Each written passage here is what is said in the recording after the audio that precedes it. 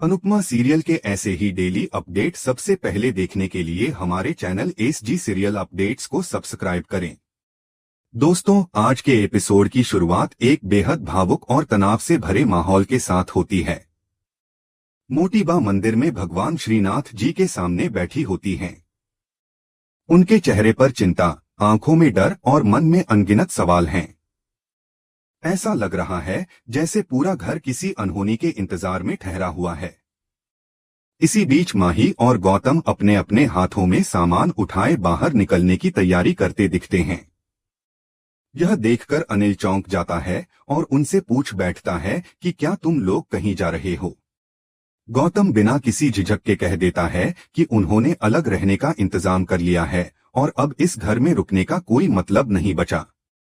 उसकी बातों में साफ झलकता है कि वह मुश्किल वक्त में सबसे पहले खुद को बचाने का रास्ता चुन रहा है। गौतम की यह बात सुनकर प्रेम तंज कसते हुए कहता है कि सुना था जब जहाज डूबता है तो सबसे पहले चूहे भागते हैं, और आज वह यह सब अपनी आंखों से देख रहा है। प्रेम यहीं नहीं रुकता, वह गौतम से पूछता है कि क्या तुम्हारे जाने के लिए रिक्शा बुला दूं। इस पर गौतम भी पलटकर तीखा जवाब देता है और कहता है कि तुम खुद रिक्शा खरीद लो, शायद तुम्हारे चलाने के काम आ जाए। माहौल और भी तल्ख हो जाता है। अनिल मोटी बा की तरफ देखते हुए कहता है कि आपके सबसे चहेते गौतम जी तो सबसे पहले घर छोड़कर भाग रहे हैं। मोटी बा यह सब सुनकर भी चुप रहती हैं, लेकिन उनके चेहरे पर गहरी पीड़ा साफ नजर आती है। उधर ख्याति पराग से कहती है कि अब श्रीनाथ जी की मूर्ति हटानी पड़ेगी क्योंकि घर खाली करना होगा। लेकिन मोटी बा यह सुनते ही सख्त हो जाती हैं और कहती हैं कि भगवान कहीं नहीं जाएंगे। अनिल दुखी मन से कहता है कि बुरे वक्त में इंसान ही नहीं, भगवान भी बेघर हो जाते हैं। यह बात सुनकर पूरे घर में सन्नाटा छा जाता है। प्रेम पराग को याद दिलाता है कि सारा सामान पैक हो चुका है और अगर अभी नहीं निकले तो उन्हें घर की नीलामी अपनी आंखों से देखनी पड़ेगी। पराग भारी दिल से कहता है कि यह श्रीनाथ जी की परीक्षा है और वह सिर उठाकर यह परीक्षा देगा। पराग धीरे धीरे मंदिर की तरफ बढ़ता है और श्रीनाथ जी से माफी मांगते हुए उनकी मूर्ति हटाने की तैयारी करता है। वह मोटी बा से चलने के लिए कहता है, लेकिन मोटी बा साफ इनकार कर देती हैं। उनका कहना होता है कि वह कहीं नहीं जाएंगी, चाहे कुछ भी हो जाए। पराग टूटे हुए स्वर में कहता है कि जाना तो पड़ेगा, पहले भगवान जाएंगे और फिर उनके भक्त। यह कहते हुए वह भगवान का सारा सामान समेटने लगता है। इस दृश्य को देखकर प्रेम और ख्याति की आंखों से आंसू बहने लगते हैं। मोटी बा भी भीतर से टूट जाती हैं, लेकिन अपने विश्वास को छोड़ने के लिए तैयार नहीं होती। दूसरी तरफ राही लगातार प्रेम को फोन करने की कोशिश कर रही होती है, लेकिन नेटवर्क या किसी और वजह से फोन नहीं लग पाता। वह बेचैनी में प्रेम को मैसेज कर देती है। उधर पराग मंदिर में आगे बढ़कर मूर्ति हटाने के लिए हाथ बढ़ाता है। तभी मोटी बा जोर से चिल्लाकर चेतावनी देती हैं कि हमारे श्रीनाथ जी को कोई हाथ नहीं लगाएगा। उनकी आवाज में ऐसा विश्वास और दृढ़ता होती है कि पराग भी पल भर के लिए रुक जाता है। लेकिन हालात ऐसे हैं कि उसे मजबूरी में फिर आगे बढ़ना पड़ता है। इसी वक्त प्रेम अचानक पराग को रोकने के लिए आवाज लगाता है। सभी हैरान होकर प्रेम की तरफ देखते हैं। प्रेम खुशी से भरकर बताता है कि राही का मैसेज आया है। राही ने लिखा है कि मम्मी यानी अनुपमा ने सब सही कर दिया है। उन्होंने सबके सामने रजनी को बेनकाब कर दिया है। अब सबको अपने पैसे वापस मिल जाएंगे और यह घर नीलाम नहीं होगा। यह सुनते ही पूरे घर का माहौल बदल जाता है। जहां कुछ देर पहले मातम और निराशा थी, वहां अब राहत और खुशी की लहर दौड़ जाती है। प्रेम आगे बताता है कि प्रोजेक्ट कैंसिल हो गया है और बिल्डर सारे पैसे लौटाने के लिए तैयार हो गया है। अब किसी को भी घर छोड़कर जाने की जरूरत नहीं पड़ेगी। मोटी बा की आंखों में आंसू आ जाते हैं, लेकिन इस बार ये आंसू खुशी के होते हैं। वह भावुक होकर प्रेम को गले लगा लेती हैं। पराग हाथ जोड़कर श्रीनाथ जी का धन्यवाद करता है। पूरे घर में जयकारे गूंजने लगते हैं। गौतम और माही यह सब देखकर हैरान रह जाते हैं। वे समझ नहीं पाते कि कुछ ही पलों में पूरा खेल कैसे पलट गया। अनिल मौका देखकर गौतम पर तंज कसता है और पूछता है कि आप अभी तक गए क्यों नहीं। गौतम के पास कोई जवाब नहीं होता। वह चुपचाप खड़ा रह जाता है। दूसरी तरफ अनुपमा मंदिर में भगवान के सामने खड़ी होती है। वह हाथ जोड़कर भगवान को धन्यवाद देती है और कहती है कि सच ही कहा गया है, अगर खुद पर विश्वास हो तो हर लड़ाई लड़ी जा सकती है। लेकिन लड़ाई तभी जीती जाती है जब तन और मन से ईश्वर पर विश्वास हो। वह भावुक होकर कहती है कि उसने सब कुछ भगवान पर छोड़ दिया था और भगवान ने उसकी लाज रख ली। अनुपमा अपनी शिकायतों के लिए भगवान से माफी मांगती है और हर एक चीज के लिए उनका धन्यवाद करती है। उसके चेहरे पर सुकून और संतोष साफ नजर आता है। इधर जसप्रीत और सरिता अनुपमा का सामान वापस घर लेकर आती हैं। वरुण प्रेरणा से अपनी गलती के लिए माफी मांगता है। एक औरत अनुपमा के बारे में पूछती है तो परी बताती है कि अनुपमा मंदिर गई है। जब दूसरी औरत पूछती है कि क्या वह वापस आएगी तो सभी के चेहरे पर चिंता आ जाती है। भारती कहती है कि यही सबसे बड़ी चिंता है। सब लोगों ने अनुपमा को बहुत कुछ कहा है, बहुत बुरा भला बोला है। ऐसे में अगर अनुपमा का दिल टूट गया हो तो वह वापस भी ना आए। जसप्रीत इस सब के लिए चोल वालों पर गुस्सा निकालती है। दूसरी तरफ मंदिर की शांति में एक अलग ही तनाव पसरा हुआ था। वहीं रजनी अनुपमा के सामने खड़ी थी, आंखों में डर और आवाज में हिचक। वह सीधे पूछ बैठती है कि आखिर अनुपमा ने उसे पुलिस के हवाले क्यों नहीं किया। रजनी को शायद उम्मीद थी कि आज उसका अंत सलाखों के पीछे होगा, लेकिन अनुपमा का जवाब उसे हैरान कर देता है।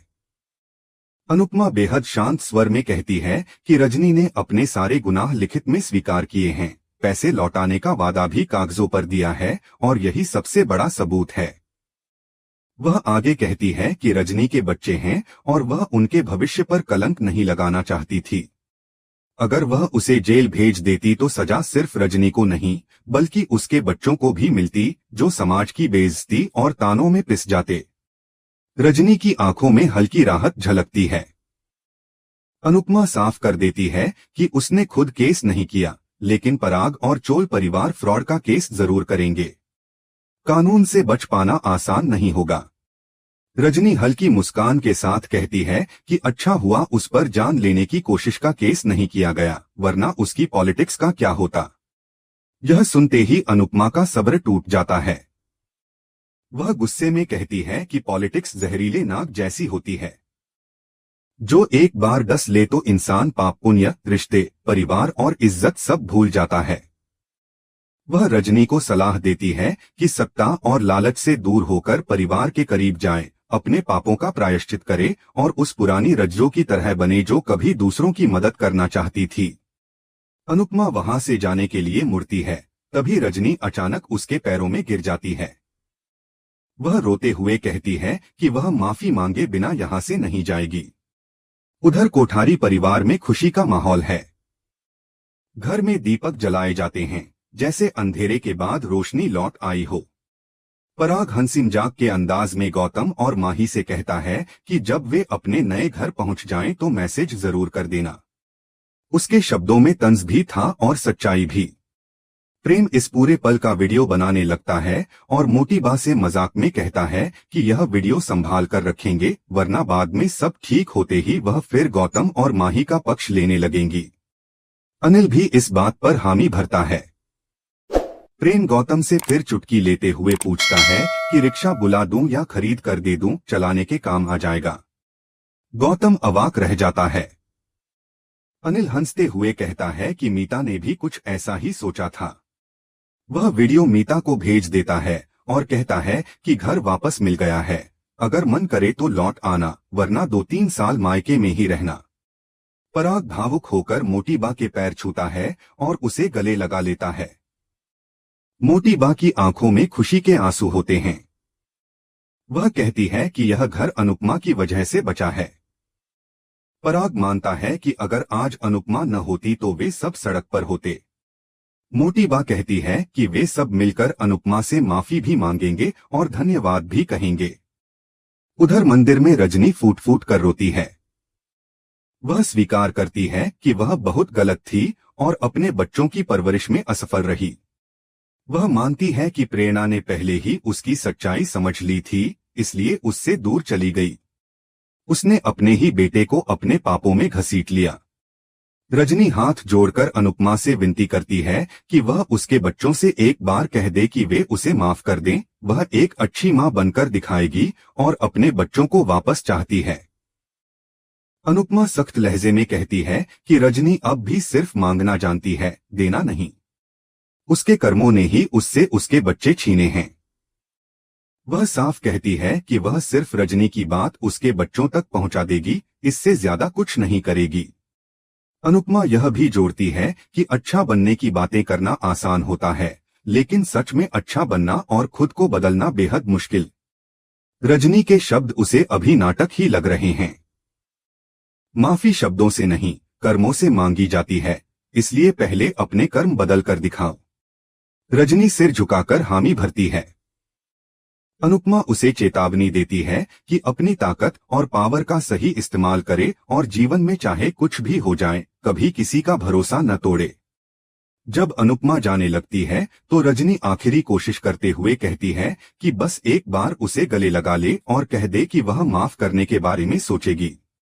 अनुपमा रुककर पलटती है और कहती है कि जिसने पहली बार गले लगते ही पीठ में खंजर घोंपा हो, उसे दोबारा गले लगाने की गलती नहीं करनी चाहिए।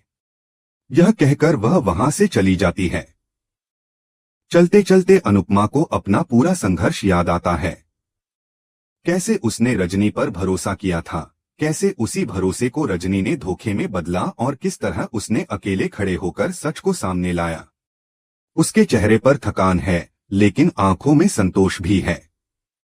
इसी के साथ यह अध्याय खत्म होता है। आगे देखने को मिलेगा कि चोल में जश्न मनाया जाता है, सभी डांस करते हैं, अनुपमा को सम्मानित किया जाता है और खुशी का माहौल होता है।